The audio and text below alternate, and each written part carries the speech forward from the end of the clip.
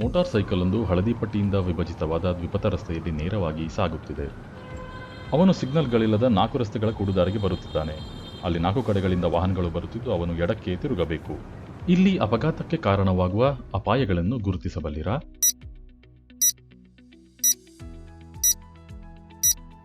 ಸ್ಪಷ್ಟವಾಗಿ ಗುರುತಿಸಲಾದ ಅಪಾಯಗಳೆಂದರೆ 1. ಎದುರಿನಿಂದ ಬರುತ್ತಿರುವ ಕಾರು. 2. ಹಿಂದಿನಿಂದ ಬರುತ್ತಿರುವ ಕಾರು. 3. ಎಡಭಾಗದಲ್ಲಿ ಭಾಗಶಃ ಕಾಣುವ ಪಾದಚಾರಿ. ಈಗ ಮುಂದೇನಾಗುತ್ತೆ ಎಂದು ನೋಡೋಣ. ಒಂದು ಅಪಘಾತ ಸಂಭವಿಸುವ ಸಾಧ್ಯತೆ ಇತ್ತು. ಈಗ ಇಲ್ಲಿ ನಡೆದ ತಪ್ಪುಗಳನ್ನು ಗಮನಿಸೋಣ.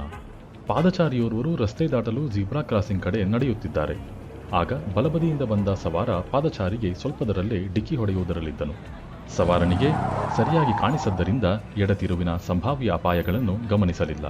ಹಾಗೂ ಅವನು ಎದುರಿನಿಂದ ಬಲತಿರುವು ಪಡೆದುಕೊಳ್ಳುತ್ತಿದ್ದ ಕಾರನ್ನು ಸಹ ಗಮನಿಸಲಿಲ್ಲ.